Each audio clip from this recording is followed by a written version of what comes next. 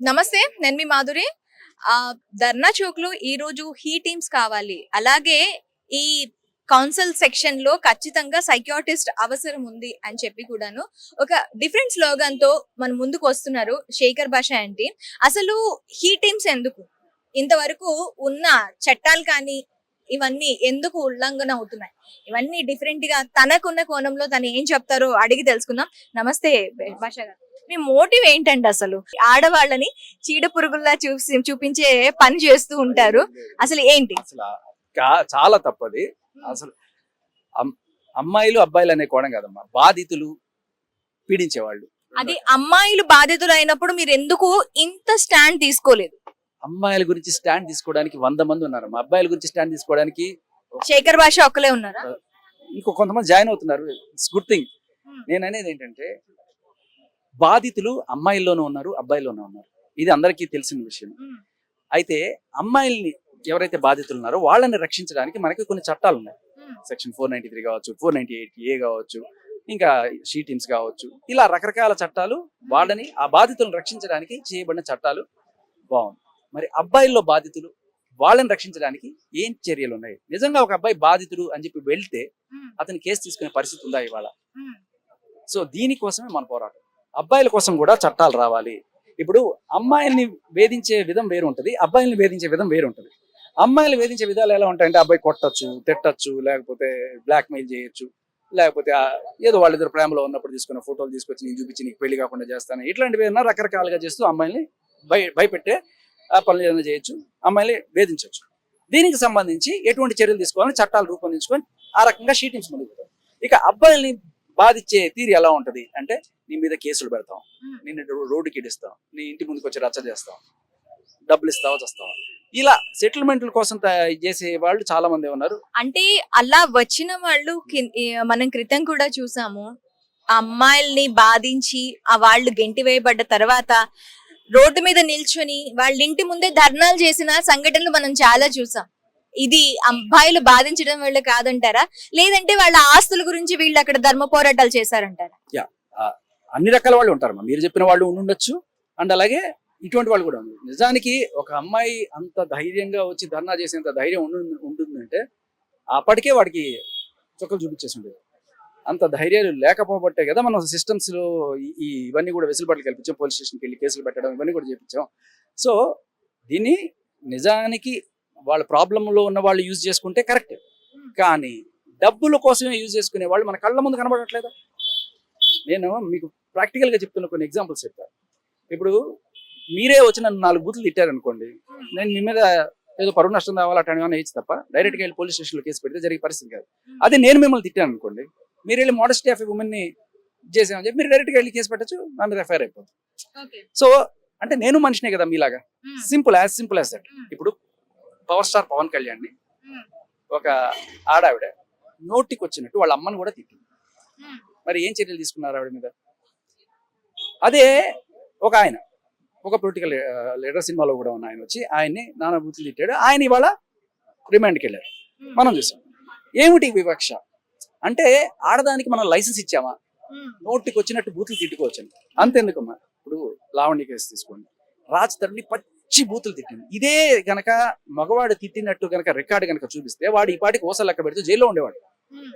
అంటే ఏంటంటే, తిట్టడం అనేది ఆడవాళ్ళకి హక్కు, మీ ఇష్టం వచ్చినట్టు తిట్టుకోండి, చెలరేగిపోండి అని చెప్పిస్తున్నావా? రెస్పెక్ట్ ఉమెన్ అంటే డిస్రెస్పెక్ట్ మెన్ అని మనం చెప్తున్నావా?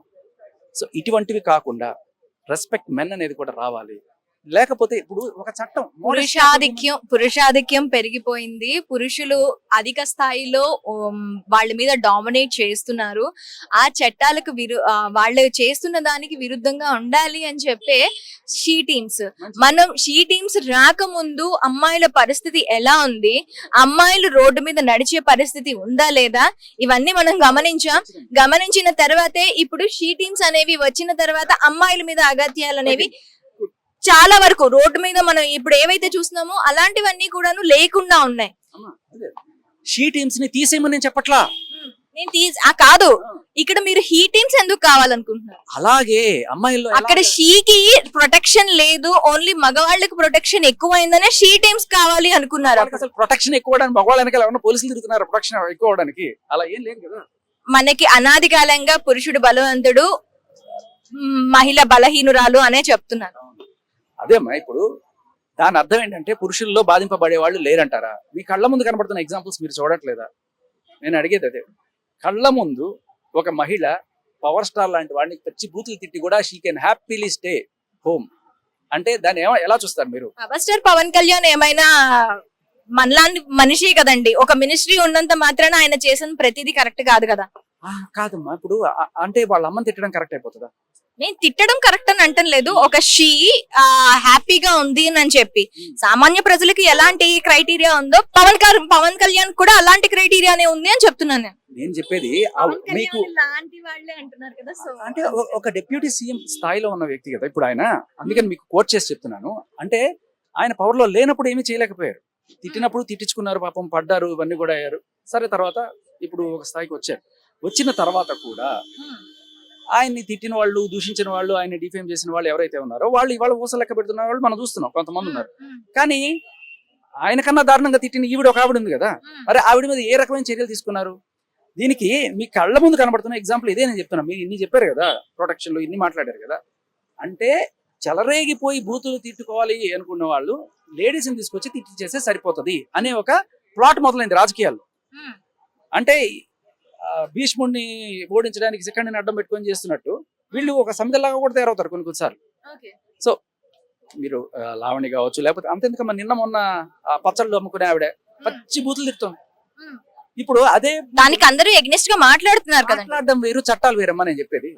ఇప్పుడు చట్టాలు పనిచేయాలంటే ఫస్ట్ వెళ్ళి కంప్లైంట్ ఎవరైనా రైజ్ చేయాలి. ఇప్పటి వరకు దాని గురించి ఒక్క కంప్లైంట్ అయినా రైజ్ అయిందా?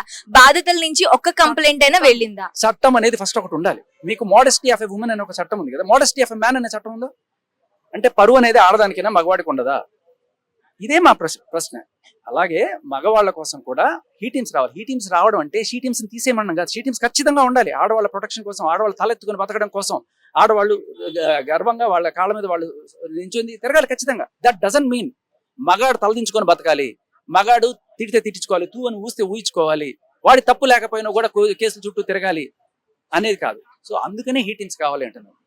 సో హీ టీమ్స్ రావడం అనేది షీ టీమ్స్కి అగెనిస్ట్ కాదమ్మా. షీ టీమ్స్ ఉండాలి ఖచ్చితంగా. అలాగే హీ టీమ్స్ కూడా ఉండాలి. ఇలాంటి బాధితులు ఎవరైతే ఉన్నారో, కొంతమంది ఇలాంటి సైకోలు ఉంటారు, మాదక ద్రవ్యాల బాధ పడి పిచ్చి బూతులు తిట్టే వాళ్ళు ఉంటారు. సో రక్షించి దేవుడా అని చెప్పి వాళ్ళ దగ్గరికి పోతే సెక్షనే లేదని పెట్టడానికి మీరు కావాలంటే కోర్టులో ఫైల్ చేసుకోండి అనే స్టేజ్లో ఉన్న పరిస్థితి. సో మగవాళ్ళ కోసం ప్రత్యేకమైన హీ టీమ్స్, పురుషుల కోసం ఒక కమిషన్, వాళ్ళ కోసం ప్రత్యేకమైన చట్టాలు కూడా రావాలి. లేకపోతే అట్లీస్ట్ జెండర్ బయాస్ లేకుండా జెండర్ న్యూట్రల్ చట్టాలు రావాలి.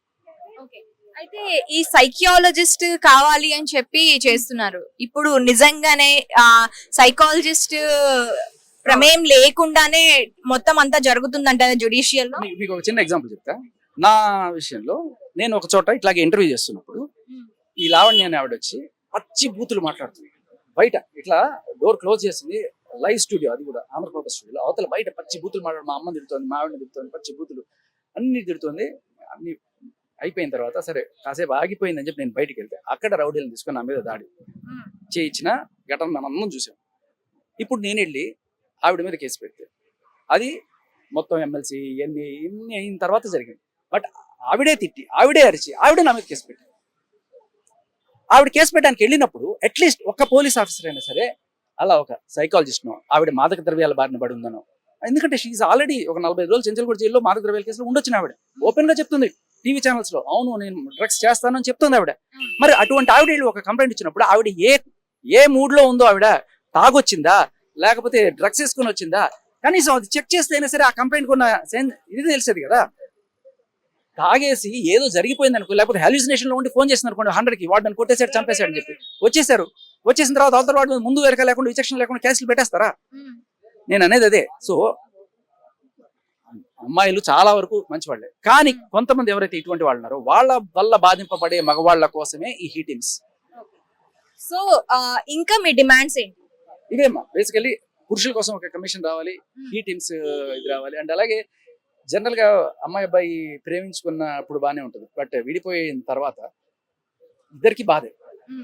ఎస్పెషల్లీ ఎవరైతే వదిలేసి వెళ్ళిపోతున్నారో వాళ్ళకి వేరే రీజన్స్ ఉంటాయి. డబ్బులు ఎక్కువ వస్తున్నాయి, వేరే కట్నం ఎక్కువ వస్తుందని వెళ్ళిపోయి అబ్బాయిలు ఉండొచ్చు, లేకపోతే ఇంతకన్నా బెటర్ సంబంధం వచ్చిన వెళ్ళిపోయి అమ్మాయి ఉండొచ్చు.